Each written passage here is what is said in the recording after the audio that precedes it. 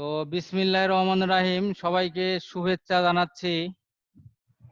আজকে এই বাওয়াবি ক্লাসে দ্বিতীয় অধ্যায় বাংলাদেশের সংস্কৃতি ও সাংস্কৃতিক বৈচিত্র্য। তো এটা যেহেতু সিলেবাসের তোমাদের প্রথম অধ্যায় অর্থাৎ রিভিশন আকারে ক্লাসগুলো চালু হয়েছে। গতদিন এই ক্লাসটা নিয়ে পুরো আলোচনা তোমাদের সামনে করতে পারিনি, দুইবার ডিসকানেক্ট হয়ে যাওয়াতে আসলে ক্লাসটা কেমন যেন হয়ে গেছে। বলেছিলাম আবারও ক্লাস নিব, তো নতুন আকারে না নিয়ে আমি কিছু আলোচনা করি, পুরাতনগুলো দিয়ে নতুন পড়াবো, এটাই হচ্ছে বিষয়। তো অধ্যায়টা অনেক বড় অধ্যায় এবং অনেক জ্ঞান গর্ভমূলক অধ্যায়।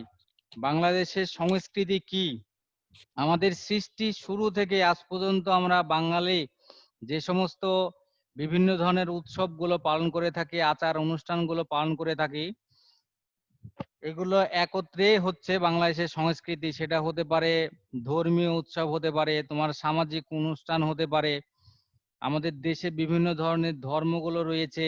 আমরা যেরকম মুসলমান ধর্ম, ইসলাম ধর্মে আমাদের দুইটা বড় ধর্মীয় উৎসব হয়, ঈদ উল ফিতর, ঈদ উল আজহা, আমাদের পয়লা বৈশাখ পালন হয়। এই সমস্ত বিষয়গুলোই হচ্ছে বাংলাদেশের সংস্কৃতি। আর সাংস্কৃতিক বৈচিত্র্য, বৈচিত্র্য শব্দের অর্থ হচ্ছে ভিন্নতা, অর্থাৎ অনুষ্ঠান আমাদের বিভিন্ন ধরনের রয়েছে। এই কারণে এই অধ্যায়টার নাম হচ্ছে বাংলাদেশের সংস্কৃতি ও সাংস্কৃতিক বৈচিত্র্য। এটা কিন্তু গত দিনের পর আমি পড়িয়েছি। গতদিন বলেছিলাম যে সৃষ্টির শুরুতে মানুষ প্রকৃতি পূজারী ছিল, অর্থাৎ প্রকৃতির বিভিন্ন বিশাল আকৃতির জিনিসগুলো দেখে তারা তাদেরকে দেবদেবী মনে করে পূজা করত। যেমন যদি সূর্যকে দেখতো তখন তারা মনে করতো এটাই মনে হয় পৃথিবীর সব থেকে ক্ষমতাশীল, এবং তাকে তারা দেবতা মনে করে পূজা করত। তারপরে বিশাল আকারের সমুদ্র দেখতো, এইভাবে অনেক কিছু দেখতো, তোমাদের এই বইগুলোতে চমৎকার ভাবে লেখা আছে। তারপরে আসলো হিন্দু ধর্ম। হিন্দুরা 12 মাসে 13টা পূজা করে। এই যে তাদের অনুষ্ঠানের মধ্যে বৈচিত্র্য, এগুলো নিয়েই কিন্তু পড়া। তারপরে এসেছে আমাদের ইসলাম ধর্ম। ইসলাম ধর্ম কেন এসেছে, এই বিষয়গুলো নিয়ে আমি গতদিন ক্লাস নিয়েছিলাম। এটা নিয়ে আলোচনা না করে সামনের দিকে আমি একটু আলোচনা করি, অর্থাৎ নতুন আলোচনা। বইয়ের পৃষ্ঠা নম্বর হচ্ছে 19, ভাষা বিচারে সাংস্কৃতিক বৈচিত্র্য। দেখো বলা হয়েছে যে আমাদের দেশ সহ, মানে যখনই সাংস্কৃতিক বিষয় আশয়গুলো উঠে আসে তখন এটা মনে রাখবে যে একটা দেশের বিভিন্ন ধরনের যে আচার প্রোগ্রাম অনুষ্ঠানগুলো রয়েছে, বিভিন্ন কালচারাল প্রোগ্রাম থেকে শুরু করে সাংস্কৃতিক প্রোগ্রামগুলো থেকে শুরু করে এই সমস্ত বিষয়গুলো একত্রে হচ্ছে তোমার সাংস্কৃতিক ঐতিহ্য, বৈচিত্র্য। হ্যাঁ, এই সমস্ত বিষয়গুলো তো আমাদের পড়াটাই হচ্ছে এই বিষয়গুলো নিয়ে। তো আমরা শুরু করছি। এখানে বাংলাদেশের অধিকাংশ বাংলা ভাষায় কথা বলে। আমাদের দেশে অনেকগুলো ভাষা রয়েছে, আমাদের দেশের জাতি যেরকম 33টা রয়েছে, ভাষাও বেশ কতগুলো রয়েছে। তো ম্যাক্সিমাম মানুষই আমরা কিন্তু বাঙালি। এটা একটা বহু নির্বাচনী প্রশ্ন বলতে পারো যে আমাদের অধিকাংশ মানুষ কোন ভাষায় কথা বলে।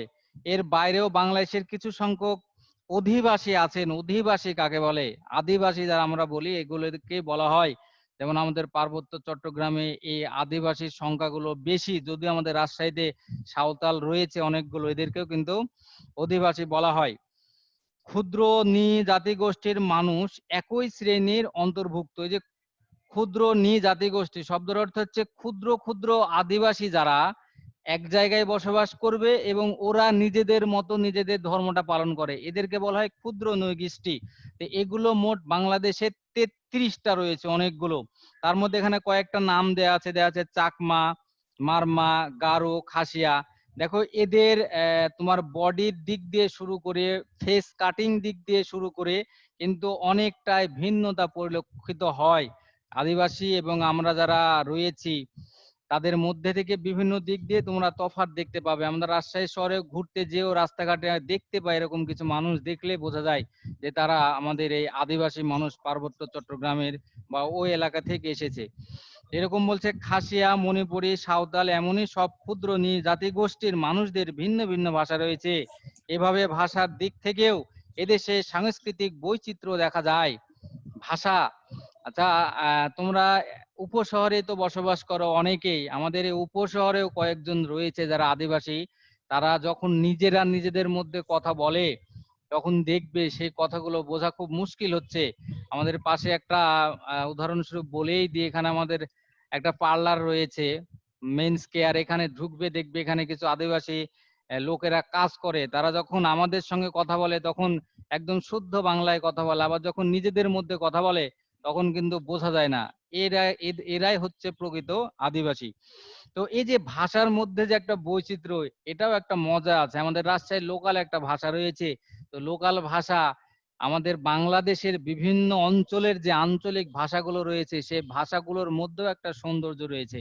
যদিও আমরা বিভিন্ন সমাজে ওঠা বসার ক্ষেত্রে শুদ্ধ ভাষা উচ্চারণ করে থাকি, এই যে ভাষার মধ্যে যে বৈচিত্র্য, এটাই এখানে তারা বোঝানোর চেষ্টা করেছে। বলেছে দেশের মানুষের প্রধান ভাষা বাংলা হলেও এই ভাষার মধ্যে দিনে দিনে অনেক ভাষার মিশ্রণ ঘটেছে।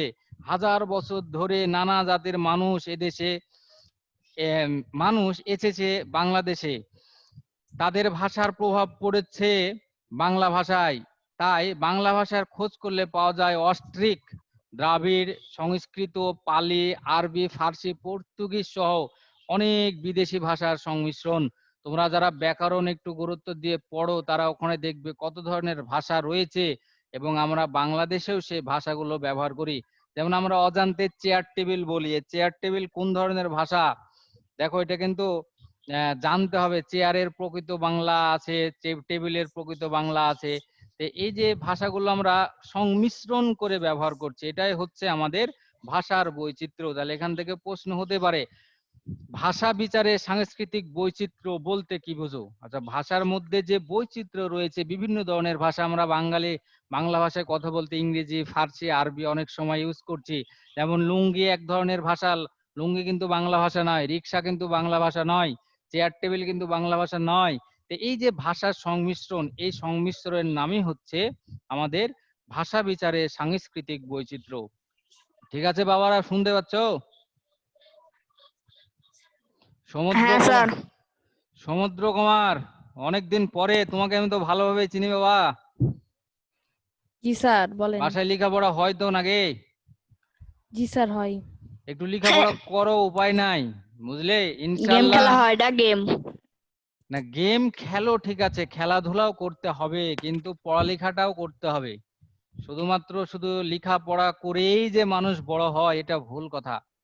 খেলাধুলা, লেখাপড়া, মানুষের সঙ্গে উঠা বসা, কথা বলা, পোশাক আশাক, তোমার হেয়ার স্টাইল, সব কিছুর মধ্যে যেন তোমার একটা মেধার প্রতিফলন দেখা যায়, তাহলে আশা করা যায় তুমি ভবিষ্যতে সাকসেসফুল হবে। পাস করবে সবাই, সার্টিফিকেট পাবে সবাই, কিন্তু সবাই কি জ্ঞানী হতে পারবে? তো চেষ্টা করতে হবে না বাবা, স্যার। চেষ্টা করতে হবে জ্ঞানী হওয়ার। আর অবশ্যই একটা মনের মধ্যে চিন্তা থাকবেই তোমার, আমি গেম খেলি, আমি টেলিভিশন দেখি, যাই করি, আমার লেখাপড়াই হচ্ছে প্রধান দায়িত্ব। এই লেখাপড়া আমি মূল পথে আছি কি না এটা যাচাই বাছাই করার উপায় হচ্ছে যে পরীক্ষাগুলোয় তুমি অংশগ্রহণ করো তোমরা। তো এই পরীক্ষাগুলোয় তোমরা প্রত্যেককেই 80% নাম্বার পাও কিনা, অর্থাৎ 80% নাম্বার যদি পাও, তাহলে আমি ধরে নিতে পারি তোমার লেখাপড়ার পথেই তুমি আছো। কিন্তু এই 100 মার্কের পরীক্ষার মধ্যে 50, 60, 30, 40 পাচ্ছ, আবার গেম খেলছো, তাহলে কিন্তু তুমি সুপথে নাই, সঠিক পথে কিন্তু তোমরা নাই। এটা তোমাদের বাবা মাও যদি কথাগুলো শুনে থাকে, আমি বলবো বাচ্চাকে ছাড় দেন, কিন্তু তার রেজাল্ট গুলো দেখেই ছাড় দেন। অর্থাৎ একটা ছেলে যদি সে 80-র উপরে নাম্বার পায়, A+ নাম্বার পায়, এক্ষেত্রে যদি সে কিছু টিভি দেখতে চায়, সে যদি বেড়াতে চায়, সে যদি গেম খেলতে চায়, ওকে ছাড় দেয়া যায়, কারণ তার তো লেখাপড়াটা ঠিক আছে। কিন্তু দেখা যাচ্ছে লেখাপড়া সে পাচ্ছে কোন রকম 33-100-র মধ্যে, হ্যাঁ কোন রকম পাচ্ছে ধরো 50, 60, 70 এরকম, তাহলে কিন্তু তাকে আসলে আরো একটু জোর করে পড়তে বসানো উচিত। কারণ তোমরা ওকে, অনেকেই ছোট মানুষ, জানোই তো বাংলাদেশে শিশু কত বছর বয়স পর্যন্ত বলে, বলতে পারবে একজন? শিশু কাদেরকে বলা হয় বাংলাদেশে সংবিধানে? 18 বছর। গুড। দেখো তাহলে 18 18, বছরের। হ্যাঁ 18 হ্যাঁ, বছরের নিচে। 18 বছর পর্যন্ত সকলেই আমরা, তোমরা যাদের বয়স 18 বছরের নিচে তারা কিন্তু শিশু। আর আমরা কিন্তু অনেকে কথার ছলে বলি কি শিশুর মতো আচরণ করিস, তার মানে তোমরা এখনো দেখো 18 বছর হতে কত বছর বাকি আছে, তার মানে তোমরা শিশু, তোমাদেরকে বাবা মার কথা শুনতে হবে, বড়দের কথা শুনতে হবে, এইভাবেই তাহলে জীবনে কিছুটা করা সম্ভব উন্নতি। তো দেখো আমি বললাম ভাষা বিচারে সাংস্কৃতিক বৈচিত্র্য, এটা এক কথায় বলতে গেলে আমাদের ভাষা যে আমরা ইউজ করি এই ভাষার মধ্যেও ভিন্নতা রয়েছে। দেখো আমি বললাম ভাষা ইউজ করি, তাহলে ইউজ এখানে ইংরেজি কথাটা অটোমেটিক চলে এসেছে। তো এই যে মিশ্রণ, এই যে একটা বৈচিত্র্য, এটাকে বলা হয় ভাষার বৈচিত্র্য। এরপরে দেখো সম্প্রদায় বিচারে সাংস্কৃতিক বৈচিত্র্য। সম্প্রদায় বলতে এক একটা গোষ্ঠীকে বোঝায়, এক একটা সম্প্রদায়কে বোঝায়, এক একটা ধর্মের লোকদেরকে বোঝায়। এর মধ্যেও ভিন্নতা রয়েছে, যেমন বলছে ধর্ম এবং ভাষার মতো সম্প্রদায়ের দিক থেকেও সাংস্কৃতিক বৈচিত্র্য দেখা যায় বাংলাদেশে। এদেশের ধর্ম সম্প্রদায়গুলো ধর্মীয় আচার অনুষ্ঠান ছাড়াও প্রত্যেকের আলাদা সামাজিক জীবনযাপন পদ্ধতি আছে। এই দেখো বাক্যগুলো কিন্তু খুবই সহজ। বলছে প্রত্যেকের ধর্মীয় অনুষ্ঠান রয়েছে। দেখো যে সমুদ্র, তুমি এখানে আছো, আমরা এখানে মুসলিম ধর্মের মানুষও আছি। তো আমাদের যে সামনে একটা ঈদ রয়েছে, দুইটা ঈদ, আমরা কিন্তু এখানে চমৎকার আনন্দ করি। তোমাদের যে বিভিন্ন ধরনের পূজাগুলো হয়, তোমরাও এখানে কিন্তু অনেক আনন্দ করো, বেশ কয়েকদিন ধরে আনন্দ করো। বিশেষ করে দুর্গা পূজাটা তোমাদের মূল ধর্মীয় উৎসব, এই সমস্ত উৎসবগুলো তোমরা পালন করে থাকো। এই যে ধর্মের মধ্যেও কিন্তু আমাদের বৈচিত্র্য রয়েছে, এই কারণেই আমরা হচ্ছে সমৃদ্ধ বলতে পারি। বাংলাদেশ বিভিন্ন ধরনের সাংস্কৃতিক অনুষ্ঠানের দিক দিয়ে আসলে একটা সমৃদ্ধ জাতি। সামাজিক আচার অনুষ্ঠান ও প্রথা পালনে এক এক সম্প্রদায়ের এক এক ধরনের রীতি রয়েছে। সামাজিক আচার অনুষ্ঠান বলতে, সামাজিক অনুষ্ঠান বলতে ধরো বিয়ের একটা অনুষ্ঠান, এটা সামাজিক অনুষ্ঠান হয়। আমাদের বিভিন্ন ধর্ম অনুযায়ী তারা আলাদা আলাদা ভাবে অনুষ্ঠান করে। খ্রিস্টান ধর্ম একরকম ভাবে করে, ইসলাম ধর্মের একরকম ধরে, হিন্দু ধর্মের একরকম করে, এদের মধ্যেও ভিন্নতা রয়েছে। সম্প্রদায় সমূহের প্রত্যেকের মধ্যে খাওয়া দাওয়া, পোশাক পরিচ্ছদ, বিয়ের অনুষ্ঠান ও নিয়ম কানুন পালনে রয়েছে ভিন্নতা। এগুলো খুবই সহজ সহজ ভাষায় বই দেখো লিখেছে বইটায়। আমরা জানি বিভিন্ন ধর্মের পোশাক আমরা কিন্তু সংমিশ্রণ করে ফেলছি নিজেরা, কিন্তু ধর্ম অনুযায়ীও কিন্তু পোশাকের মধ্যে বিভেদ রয়েছে। যেমন আমাদের মুসলমান হিসেবে আমরা পাঞ্জাবি পায়জামা পরবো, এটাই উচিত। নারীরা পর্দাশীল হবে, তারা পর্দা করে চলবে, এটাই উচিত। কিন্তু দেখো আমরা আসলে প্রকৃতভাবে সেগুলো মেনটেন করি না, ঠিক আছে না? আমরা খ্রিস্টান ধর্মের যাদেরকে দেখতে পাই রাস্তাঘাটে, কয়জন খ্রিস্টান ধর্মের মানুষ ওই খ্রিস্টান ধর্মের যে প্রকৃত ড্রেস আপ সেটা মেনটেন করে চলে। এরকম ভাবে দেখো তোমাদের যাদের হিন্দু ধর্ম রয়েছে, তারাও পণ্ডিতরা এক ধরনের পোশাক পরে, সাধারণ মানুষ এক ধরনের পোশাক পরে, তারপরেও ভিন্নতা রয়েছে। ভিন্নতা রয়েছে প্রত্যেকটা ধর্ম অনুযায়ী পোশাক পরিচ্ছদের মধ্যে। এভাবে বিভিন্ন সম্প্রদায়ের জীবন আচরণের মধ্যে এদেশের নানান সাংস্কৃতিক বৈচিত্র্য লক্ষ্য করা যায়। তাহলে প্রিয় শিক্ষার্থীবৃন্দ, দুইটা জিনিস পড়লাম। দেখো ভাষার মধ্যেও বৈচিত্র্য রয়েছে, সম্প্রদায়ের মধ্যেও বৈচিত্র্য রয়েছে। তাহলে সম্প্রদায় শব্দের অর্থ হচ্ছে তোমার বিভিন্ন ধর্ম যে রয়েছে, এই ধর্মের যে ভিন্নতা রয়েছে, ধর্মের ভিন্নতার মধ্যে যে পোশাক আশাক থেকে শুরু করে আচার অনুষ্ঠান থেকে শুরু করে সবকিছু রয়েছে, সেগুলো হচ্ছে সাম্প্রদায়িক সাংস্কৃতিক বৈচিত্র্য। এরপরে পড়বো আমরা বিচিত্র সাংস্কৃতিক মিশ্রণ। তাহলে পড়াটার নামই কিন্তু তোমার বাংলাদেশের সংস্কৃতি, অর্থাৎ যত ধরনের অনুষ্ঠান বালা রয়েছে, প্রচার প্রোগ্রাম, সামাজিক থেকে শুরু করে ধর্মীয় থেকে শুরু করে সবকিছু মিলেই কিন্তু বাংলাদেশের সংস্কৃতি। এখানে এসে আমরা ভাগ ভাগ করে পড়াচ্ছি। ভাষার দিক দিয়ে পড়ালাম, তারপরে ধর্ম অর্থাৎ সম্প্রদায়ের দিক দিয়ে পড়ালাম। এরপরে পড়বো আমরা বিচিত্র সাংস্কৃতিক মিশ্রণ। কত ধরনের সংমিশ্রণ রয়েছে দেখো। বলছে বাংলাদেশের বিভিন্ন ধর্ম সম্প্রদায়ের মানুষ যার যার সংস্কৃতির আলাদা পরিচয় ধরে রাখতে পারে না। সংস্কৃতিকে কোনো নির্দিষ্ট সম্প্রদায়ের গণ্ডিতে বেঁধে রাখা যায় না। পাশাপাশি চলতে গিয়ে এক সংস্কৃতি আরেক সংস্কৃতিতে প্রভাবিত করে। দেখো এটা একটু বোঝানো যায়। বলছে আসলে আমরা বিভিন্ন ধর্মের বিভিন্ন সম্প্রদায়ের মানুষ বসবাস করলেও যখন বাঙালি বিভিন্ন উৎসব আমরা উদযাপন করি, কিন্তু কেউ কাউকে আমরা আলাদা করতে পারে না, একসঙ্গে নেমে পড়ি।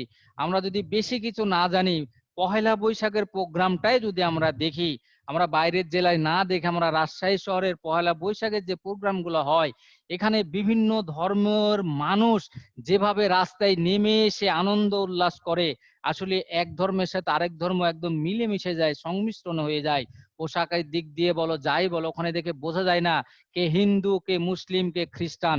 এই কথাটাই বলছে যে আমাদের বিভিন্ন ধর্মের যে সাংস্কৃতিক মিশ্রণ, এটা আমরা বিভিন্ন অনুষ্ঠানের মধ্যে যে সেটা একাকার হয়ে যায়।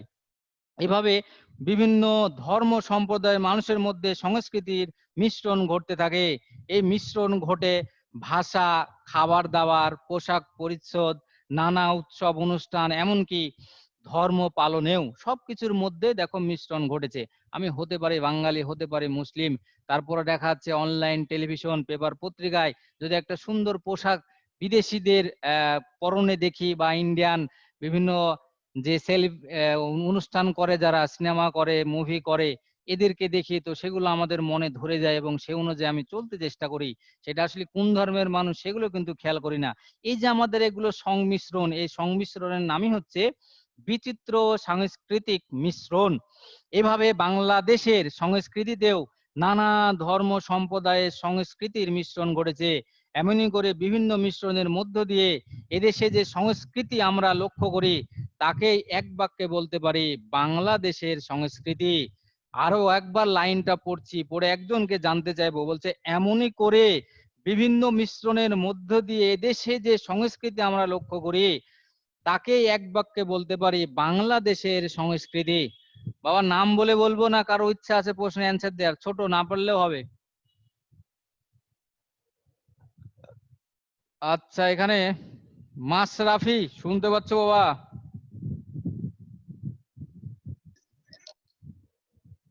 Mashrafe, roll number 12। মিউট করা আছে তোমার কি সাউন্ড সিস্টেম? স্পিকারটা অন করো।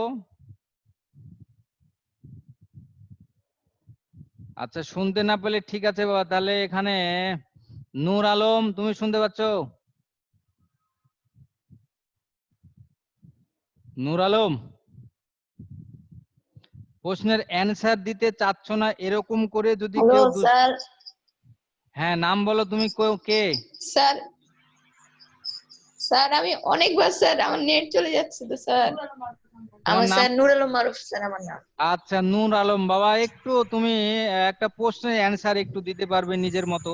যেহেতু বাংলা পড়া, এগুলো কোনো গণিত পড়া না যে তোমাদের আমি গণিত করে দেখাবো। সুন্দর করে এখানে লাইনগুলো লেখা আছে, যদি তোমাদের প্রশ্ন থাকে সে প্রশ্নগুলো করতে হবে। তারপরে ওই যে এখানে একটা ছোট প্রশ্ন বের হয়ে এসেছে, আমি যে কথা বললাম এর উপরে অ্যান্সারটা আছে। বলছে বাংলাদেশের সংস্কৃতি, একেই বলতে পারি আমরা বাংলাদেশের সংস্কৃতি। তো বাংলাদেশের সংস্কৃতি বলতে তুমি সংক্ষিপ্ত আকারে কি বুঝো নূর আলম? বাংলাদেশের লোকের আচার অনুষ্ঠান, তাদের চাল চলন ব্যবহার, জীবন আদর্শ বা জীবন পরিচালনার পদ্ধতিকে বাংলাদেশের সংস্কৃতি বলে। Good, very good. তোমার ভাষাগত দখল অনেক ভালো, যার যত ভাষাগত দখল ভালো সে চমৎকার করে বাক্যগুলো বলতে পারে। তো তুমি অনেক সুন্দর বলেছো বাবা, তোমাকে অসংখ্য ধন্যবাদ। তাহলে অধ্যায়টা আসলে তুমি বুঝতে পেরেছো, আমি যতই বকি যতই পড়ি, অধ্যায়টাই হচ্ছে এটা, যে বাংলাদেশের যত ধরনের সংস্কৃতি রয়েছে এই সংস্কৃতি গুলোই বিশাল আকারে এখানে বর্ণনা করা আছে। কিন্তু এক কথায় বলতে গেলে যে বাংলাদেশের যত ধরনের কৃষ্টি, কালচার, আচার অনুষ্ঠান, সামাজিকতা যা কিছু রয়েছে এগুলো হচ্ছে আমাদের সংস্কৃতি। তো অনেক জি ধন্যবাদ স্যার। তোমাদের। আমরা পরের পৃষ্ঠায় যাই, দেখো পৃষ্ঠা নাম্বার 20, পার্ট 2 লেখা আছে বাংলাদেশের গ্রাম ও শহরের সংস্কৃতি। দেখো এই যে আমরা বইটা যদি পড়া নাও শুরু করি, তারপর এখান থেকে যদি প্রশ্ন করা যায় যে শহর এবং গ্রামের মধ্যে যে সাংস্কৃতিক অনুষ্ঠানগুলো হয়, এই যে সংস্কৃতি রয়েছে শহর এবং গ্রামের, এর মধ্যে ভিন্নতা আছে কিনা, তো এগুলো সকলে দেখো তোমরা বলবে আছে। কারণ শহরের মানুষের চাল চলন, অনুষ্ঠানের ধরন, শহরে বসবাসকারী মানুষের চাল চলন, অনুষ্ঠানের ধরন, অবশ্যই এই দুইয়ের মধ্যে তফাৎ রয়েছে। তো এই বিষয়গুলো আমরা একটু পড়বো, যে গ্রামের মানুষরা কিভাবে কি করছি, শহরের মানুষরা কিভাবে কি করছি। গ্রামে এখনো সেই প্রাচীনকালের ঐতিহ্যবাহী উৎসবগুলো হয়ে থাকে। নতুন ধান উঠলে যে উৎসব হয়ে থাকে, শীতকালে যে একটা পিঠাপুলি উৎসব হয়ে থাকে, আহ, আহ, নতুন মেহমান আগমনের ফলে যে আসলে, নবান্ন। হ্যাঁ নবান্ন, যেগুলো সবকিছু হয়ে থাকে। তো শহর এবং গ্রামের মধ্যে কিছুটা হলেও ভিন্নতা রয়েছে। দেখো বলছে গ্রাম ও শহর দুটোই রয়েছে বাংলাদেশে।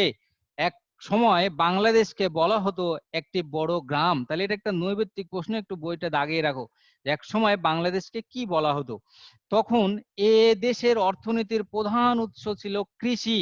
তাহলে এখনো কিন্তু আমাদের কৃষি নির্ভরশীলই দেশ, যদিও অন্যান্য দিক দিয়ে আমরা একটু হলেও এগিয়ে যাচ্ছি, কিন্তু এখনো আমাদের হচ্ছে কৃষি প্রধান দেশ। শতকরা 80% লোকই কিন্তু গ্রামে বসবাস করে। গ্রামের কৃষকরা তাদের জমিতে নানা ফসল ফলাতো কালের পরিক্রমায়। কাল বলতে সময়কে বোঝাচ্ছে, পরিক্রমায় মানে ক্রমান্বয়ে যে সময়টা এসেছে। কালের পরিক্রমায় অঞ্চলে শহর গড়ে উঠলেও তাতে গ্রামের প্রভাবেই থেকে গিয়েছিল। এটা অনেক আগের বিষয়গুলো এগুলো। পরে এক পর্যায়ে পরিবর্তন আসতে থাকে, গড়ে উঠতে থাকে বড় বড় শহর, জনসংখ্যাও বৃদ্ধি পায়। শুধু কৃষির ওপর নির্ভর করে চলাও কঠিন হয়ে পড়ে, তাই মানুষ তৈরি করে নানা শিল্প প্রতিষ্ঠান। দেখো, শিল্প হচ্ছে ব্যবসায় প্রতিষ্ঠান। শিল্প কাকে বলে? উৎপাদনের প্রক্রিয়াকে শিল্প বলে। তোমরা সবাই জানো যে আমি মনে হয় কমার্স ব্যাকগ্রাউন্ড স্টুডেন্ট, আমি অ্যাকাউন্টিং থেকেই পড়া। তো ব্যবসা বাণিজ্য কিভাবে পৃথিবীতে আসলো, কোন সময়ে আসলো, কোন সময়ে সর্বাধিক ব্যবসা বাণিজ্য পৃথিবীতে প্রতিষ্ঠিত হয়েছিল, এই সমস্ত বিষয়গুলো কমার্স সংক্রান্ত পড়া। তবে যে দেশে যত বেশি শিল্প প্রতিষ্ঠান রয়েছে সে দেশ কিন্তু তত বেশি অর্থনৈতিক দিক দিয়ে এগিয়ে। তোমরা জানো কি না, একটা রিপোর্ট রয়েছে, জরিপ রয়েছে, যেটা হচ্ছে শতকরা 40% আর হচ্ছে 60%, অর্থাৎ 40% লোক সরকারি চাকরি করে আর হচ্ছে 60% লোকই হচ্ছে বেসরকারি চাকরি করে, ব্যবসা বাণিজ্যের সঙ্গে জড়িত। আর আমরা, তোমরা একটু চিন্তা করো যে ব্যবসা বাণিজ্য কতটা আমাদের উপরে প্রভাব বিস্তার করে। আজকে ঘুম থেকে উঠার পর থেকে শুরু করে আগামী দিন সকালে আবারও যে তুমি ঘুম থেকে উঠবে, এর মধ্যে আমরা যা কিছু খাই, যা কিছু ব্যবহার করি, এই জিনিসগুলো কোথায় পাই বলো? কোনো না কোনো ব্যবসা প্রতিষ্ঠান থেকে নিয়ে আসি। হয়তো কিছু তৈরি করি আমরা যারা কৃষক আছে, কিন্তু কয়জন সেটা করি? এই যে ব্যবসার এক কথার অবদানটা কিন্তু অসংখ্য। বর্তমানে যে কথা বলছি তোমাদের সামনে, এটাও কিন্তু তোমাদের কোনো না কোনো ব্যবসা প্রতিষ্ঠান থেকে নিয়ে আসা। তো এই শিল্প ব্যবসা বাণিজ্য দেশে যত বেশি গড়ে ওঠে, সে দেশ তত বেশি উন্নতর দিকে যায়। কারণ হচ্ছে কর্মসংস্থান যেরকম নিজের হয়, ওই ব্যবসা প্রতিষ্ঠানে অনেক বেকার লোক যেখানে যোগদান করে করে তাদেরও কর্মসংস্থান হচ্ছে। তো এইভাবে শিল্প ব্যবসা বাণিজ্য গ্রামের তুলনায় শহর এলাকায় একটু বেশি হয়ে থাকে। তাহলে দেখো, বই লিখেছে জনসংখ্যা বৃদ্ধি পায়, শুধু কৃষির উপর নির্ভর করেও চলা কঠিন হয়ে পড়ে, তাই মানুষ তৈরি করে নানা শিল্প প্রতিষ্ঠান। উৎপাদন হতে থাকে হরেক রকম পণ্য সামগ্রী। হরেক শব্দের অর্থ হচ্ছে বিভিন্ন ধরনের। শিল্প প্রতিষ্ঠানে কাজ করতে এসে অনেকে শহরে বসবাস বসবাস শুরু করে। দেখো, যে শহরে বসবাস শুরু করে কেন, এরকম প্রশ্নের অ্যান্সারও আশা করি তোমাদের মনের মধ্যে উত্তর আছে। কারণ বলাই যাচ্ছে যে গ্রামের তুলনায় শহরে আমাদের রাস্তাঘাট, শিক্ষা প্রতিষ্ঠান, চিকিৎসা ব্যবস্থা, মার্কেটিং ব্যবস্থা অনেক উন্নত। এবং তাদের লাইফ লিড যেভাবে করে তারা, শহরের মানুষরা যেভাবে জীবন পরিচালনা করে, সেটাও গ্রামের মানুষের তুলনায় অনেক উন্নত, একটু মডার্ন বলা চলে। এই বিভিন্ন কারণে গ্রামের বাবা মা এখন সন্তানকে তারা নিয়ে আসে শহরে, শহরের পরিবেশের সাথে খাপ খাইয়ে তারা চলার চেষ্টা করে, সন্তানকে লালন পালন করার চেষ্টা করে। এই যে এই সমস্ত কারণগুলো তুমি লিখতে পারো। অর্থাৎ যদি প্রশ্ন আসে যে বর্তমান সময়ে মানুষ শহরমুখী হচ্ছে, এর কারণগুলো তুমি বর্ণনা করো, তাহলে এগুলো তোমাকে কিন্তু আলাদা আলাদা করে লিখতে হবে। বলছে শহরকে কেন্দ্র করে শুরু হয় ব্যবসা বাণিজ্য, চাকরির সুবাদে গ্রাম থেকে শহরে আসে অনেকে। এভাবে গ্রামের মানুষের চেয়ে শহরে বাস করা মানুষের জীবনযাত্রা অনেকটা আলাদা হয়ে যায়। দেখো, এটা আলাদা হয়ে যাচ্ছে কেন? তোমার পারিপার্শ্বিকতার প্রভাবে, তাই না? সমাজ মানুষের জীবনের উপরে প্রত্যক্ষ এবং পরোক্ষভাবে প্রভাব বিস্তার করে থাকে। অনেকেই শহরের স্কুলে এসে ভর্তি হচ্ছে, দেখা যায় একটা গ্রামের ছেলে এসে শহরে 2 মাস 5 মাস থাকার পরে তার কথাবার্তা, চাল চলন, পোশাক আশাক সবকিছুর মধ্যে পরিবর্তন হয়ে যাচ্ছে। এই যে একটা প্রভাব আমরা কিন্তু দেখতে পাই না, তারপরেও পরিবর্তন হয়ে যাচ্ছে। তাহলে কেন পরিবর্তন হয়ে যাচ্ছে, এই বিষয়গুলো তোমাদের জানতে হবে। এভাবে গ্রামের মানুষের চেয়ে শহরে বাস করা মানুষের জীবনযাত্রা অনেকটা আলাদা হয়ে যায়, তবে একে অপরের সংস্কৃতি থেকে একেবারে বিচ্ছিন্ন হয়ে যায়নি। যেমন দেখো, শেকড়ের টান, এই কথাটা অনেকেই আমাদের পিতামাতা বা মুরব্বীদের বলতে শুনি শেকড়ের টান। এই যে সামনে ঈদ আসছে, দেখা যাচ্ছে কেউ ঢাকায় চাকরি করে, কেউ মানে নিজ জেলার বাইরে যারা চাকরি করে, এই যে একত্রে বাসায় যে পরিবারের সাথে ঈদ করবে এর জন্য তারা কতটা কষ্ট স্বীকার করে মানে রাস্তায় তারা বের হয় এবং বাসায় চলে আসে ঈদ করার জন্য। এটাকেই বলা হয় শেকড়ের টান। তো নিজ এলাকার মতো যে শান্তিময় একটা পরিবেশ অনুভূতি, এটা নিজ নিজ প্রত্যেকের ক্ষেত্রেই এটা কিন্তু কখনোই পাওয়া যায় না। এই কারণে বলা হচ্ছে মানুষ শহর গ্রাম থেকে শহরমুখী হলেও একেবারেও গ্রামের যে সংস্কৃতি, সে সংস্কৃতি থেকে সে কিন্তু কখনোই বিচ্ছিন্ন হয়ে পড়ে না। আমরা কুরবানি ঈদ আসছে সামনে, সকলেই মিলে পশু জবাই করার পরে আমরা একত্রে কাজগুলো করি, এই যে একটা মজা, আমাদের একটা আনন্দ আমরা পাই, এই বিষয়গুলো দেখা যাচ্ছে যে শহরের মানুষ একভাবে উপভোগ করে, গ্রামের মানুষ একভাবে উপভোগ করে। তুমি যতই শহরের দিকে যাও, এই বিষয়গুলো এখানে বোঝানো হয়েছে। তো প্রিয় শিক্ষার্থীবৃন্দ, আশা করি সহজ সহজ পড়া, তারপরেও তোমাদের যদি কোনো একটা লাইন, কোনো একটা শব্দ মনে হয় যে স্যার আমি এই বিষয়গুলো বুঝি নাই, তাহলে তোমরা কিন্তু বলতে পারো। ক্লাসের সময় কিন্তু শেষের পথে, অনলি 25 মিনিট করে ক্লাসের টাইম। কারো কোনো প্রশ্ন আছে কি? দেখো তো বাবা, ঘড়ির কাঁটায় বাজে 52, 52, 3 মিনিট ক্লাস আছে। কোন একটা বিষয় প্রশ্ন আছে কারো? না স্যার। আচ্ছা, তাহলে আমি অত না পড়াই, যেহেতু না স্যার। যেহেতু রিভিশন পড়া, আমি শেষ করি দুই একটা কথা বলে। তোমাদের ঈদের আগে আর দেখা হচ্ছে না, আমি একদম মন প্রাণ থেকে তোমাদের ঈদের শুভেচ্ছা জানাচ্ছি। ঈদ মুবারক তোমাদেরকে। ঈদটা তোমাদের প্রকৃত আনন্দে কাটুক পিতামাতার সাথে। ঈদ এর পরে আবারও তোমরা পুরোদমে লেখাপড়া চালাবে, এই প্রত্যাশা তোমাদের কাছে আমি রাখছি। আসলে জীবনটাকে গুরুত্ব দিয়ে দেখতে হবে। একটা কথা অবশ্যই মনে রাখবে সবাই, যে তোমার সাথে অর্থাৎ পিতা মাতা যে থাকে অল টাইম, এদের মতো আপন আর পৃথিবীতে তোমার কেউই হবে না। তো পিতামাতা যেটা বলে একজন মানে কি বলবো, ছেলে বা মেয়ে যদি পিতা মাতার কথা মাত্র চলে, সে জীবনে কখনো ধরা খাবে না, কখনো সে ঠকবে না। প্রত্যেকটা পদক্ষেপে সে বিজয়ী হবেই। তো পিতামাতাকে শত্রু মনে না করে বন্ধু মনে করে তাদের কথা মতো চলো। যে যেখানেই থাকো ভালো থাকো। সকলকে আবারও ঈদের শুভেচ্ছা জানাচ্ছি।